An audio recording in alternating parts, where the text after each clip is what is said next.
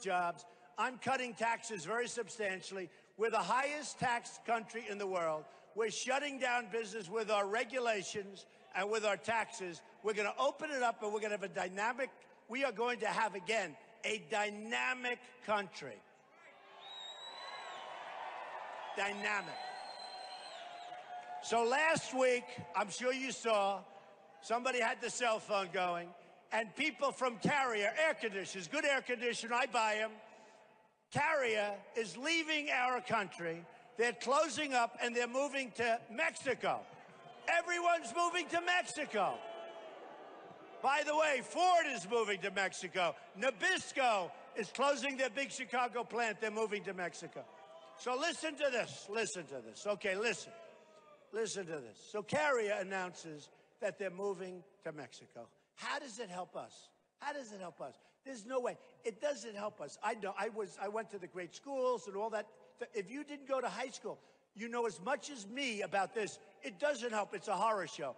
We lose the jobs. We lose the factory. These people are going to be unemployed. They're going to end up in part-time jobs because Obamacare is so bad. Everybody now has a part-time job in order not to register through Obamacare, which is a disaster. So Carrier, and they have the people on a cell phone, a tape, and they're showing it, and it's a very sad thing. The boss is up there saying, I'm sorry, we're closing up here, we're moving to Mexico, good luck, enjoy yourselves. Some of these people have worked for Carrier for many years. They say, enjoy yourselves. And these people are devastated. You can see it, they're devastated. So here's what we're doing, very simple. The so-called, you know, these people, somebody was going, Donald Trump is not a conservative. And I am a conservative. Hey, there's nobody more conservative than me on the border. There's nobody more conservative than me with Obamacare. We're entering it, you know.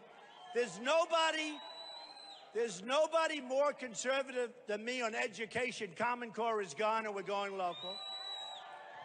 There is nobody tougher and more conservative than me on the military. We are going to build our military so big, so strong, so powerful that nobody is going to mess with us, folks. It's the cheapest thing we can do, believe me. We don't want to use it. I didn't want to go into the Iraq War. The Iraq War was a disaster. You don't want to do it. You don't want to use it. But we have to have the presence. So what I would do is the following. I would call up, and, you know, they'd say, it's not presidential if you call. Can you imagine I'm the president and I call up the head of Carrier?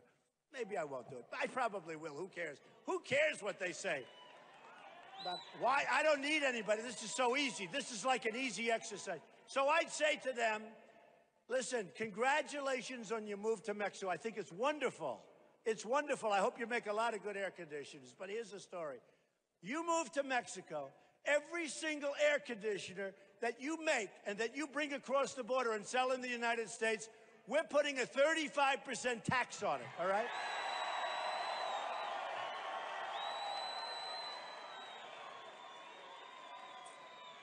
And you know what's going to happen?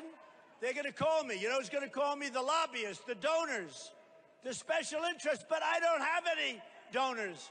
I don't have any special interests. I don't have any of this stuff. They're going to call Hillary, and they're going to call Ted Cruz, and they're going to call all these people. And you know what? They're going to run and make sure that nothing happens because these people gave them $1 million. They're going to make sure everything is so good. They're going to make sure, even though it's horrible for this country, that Carrier is not affected, that they can move to Mexico. We lose the jobs. Let them make a lot of money. Let them sell their air conditioners across the border. And as far as they're concerned, let the illegals carry them over the border. It's cheaper, and it's even better for Carrier, right? And nobody checks the illegals anyway, so there's no problem. There's no problem, right? This country, we are going to hell. But here's the difference. With me, it doesn't matter. You saw the debate. I love the last debate. Some people thought I was too tough. I thought I was good. The one before that, they all said I won. They actually said I won every single debate. You know, and I'm not a debater. I produce jobs. I make, you know, I do a good job. I built a great company. You know, when they filed, I filed. Everyone said, well, he'll never file because, you know, he'll never file because maybe his company's not as big as people think and maybe he's not as strong. It turned out many, many times much bigger, much stronger, very little debt. like really little debt, tremendous cash flow, some of the greatest assets in the world, Doral, Turnberry, some buildings all over. And, you know, they said, these guys back here, the press, the dishonest ones, they went down. They went to the federal elections offices. They were, they wanted to get me. And they called, some of them called, say, wow, you've done a great job. I don't mean that from a bragging standpoint, folks. I mean that because that's the kind of thinking we need in our country. We got to straighten our country out. We got to straighten our country out. So with Carrier, and by the way, with Ford and with Nabisco, I'm not eating Oreos anymore, I promise. But with Carrier, I'd say, here's the story. You got to pay the 35%. And I'll tell you what's going to happen. First of all, a couple of guys will call me, but it's irrelevant, okay? But when they call the politicians jump. Believe me, they jump. They're going to call me. I won't even take their calls. And within a day, the head of Carrier will call me and say, Mr. Trump, we've decided to relocate back into the United States, okay? So somebody would say, that's not a very conservative thing because they talk about free trade. But we don't have free trade. China charges us tax. Other countries charge us tax, and a lot of them call it tariffs because it's a cuter word. China is a disaster. I have so many friends in China. I have the biggest bank in the world is a tenant of mine in New York, in Manhattan, Chinese bank, 400 million customers, 400 million.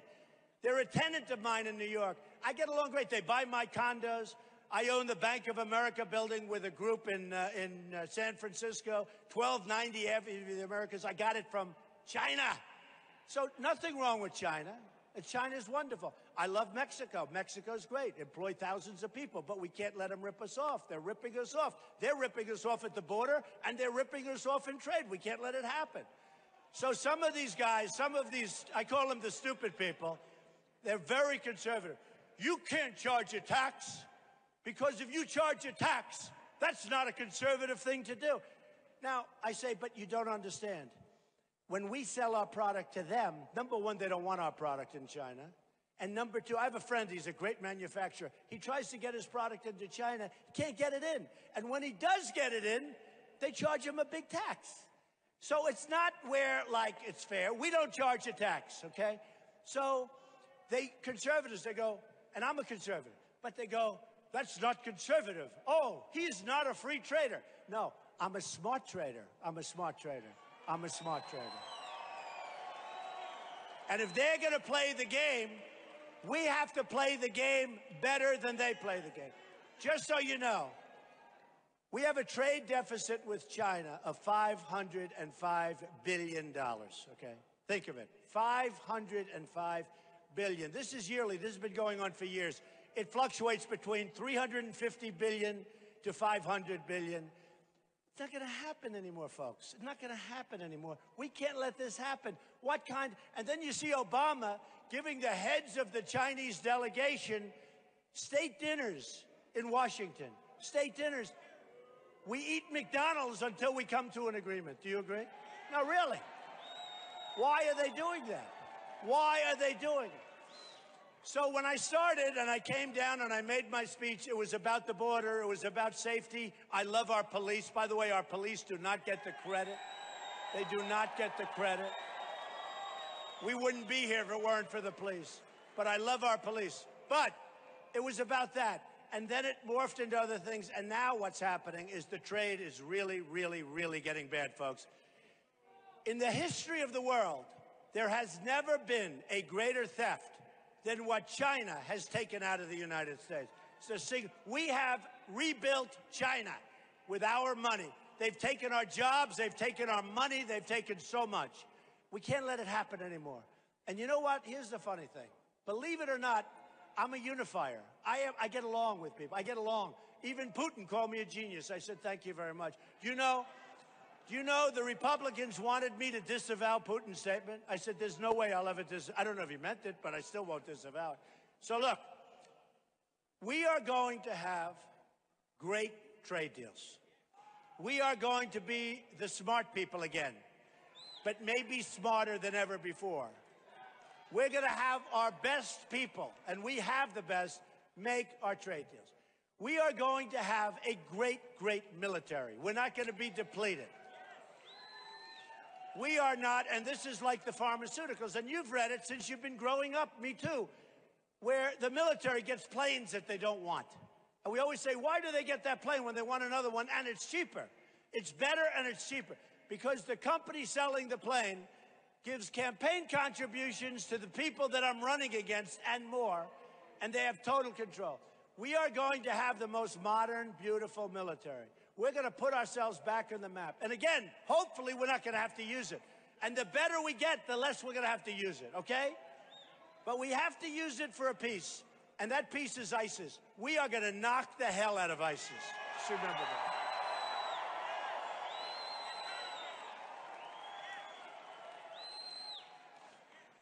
So, thank you. So in South Carolina, we have a governor named Nikki Haley, a nice woman. And she gave a speech the other day as referencing the president's speech. And she talked about myself and us. And she said, we're angry. We're angry. She said, we're angry. No. And then in the debate, the one before last, it came up. Mr. Trump, Governor Haley said, you're angry. Now, I was supposed to say, oh, I'm not angry. I'm not angry. I'm such a wonder. I'm so happy. I'm so happy with trade. I'm so happy with the Iran deal. I'm so happy with all these horrible deals. Name me one good thing that we've done. And I thought to myself, I said, wait a minute. She's saying I'm angry, and I am angry. So I said, I'm angry. I didn't say, I said, and the people that are smart are angry because we're tired of being the stupid people. We're not going to be the stupid people anymore. And I'll tell you what happened, because I love my people. I'll tell you, we have the most loyal people, the most loyal. You know, every poll comes out that with Trump's people, they never leave. The other ones, they keep them a little bit. If they say one thing a little bit off, if they use a wrong comma, if they use a little bad diction, that's the end of them. My people never leave. It's the strongest. I love my people. I love my people. So what happened is she was just absolutely, the people went crazy, saying, why would we be happy? We're run by an incompetent. We're run by people that don't know what they're doing. We're losing militarily. We can't beat ISIS. We're losing militarily. We're losing on trade. Our school system's no good. Nothing's good. Nothing. We have nothing that's good. So when I said, I am angry, and I'm not an angry person. You know that. I'm not an angry person. You're not angry people. But we have a right to be angry because we've been sold down the river, folks, okay? We've been sold down the river. So, and you know, sometimes I say it. The American dream is dead, but we're going to make it bigger and stronger and better than ever before. We're going to do that. So we're going to start, and it's going to be soon. You have to get out and vote. You have to. We can't take a chance. I mean, things are looking good in Georgia, I have to tell you. They're looking good in every state. But you can't take a chance. It's the 1st of March. You can't take a chance. You got to get out. I joke.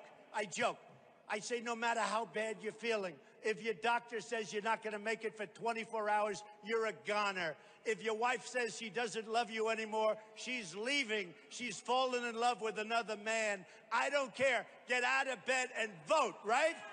You got to do it. You've got to do it. So look, it's been an honor to be with you. I love you people. I really do. I love you people. Love you people.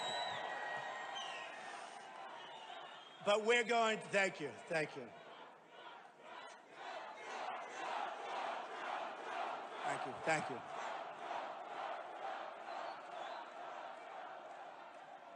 It's such an honor. It's such an honor. It really is. It's such an honor. So get out and vote. We're going to start winning again. And I tell this to some groups, sometimes I don't. But you're going to remember this evening, and you're going to say this was the beginning. We're going to be smart again. We're going to be sharp again. We're going to be respected again. We're not respected anywhere.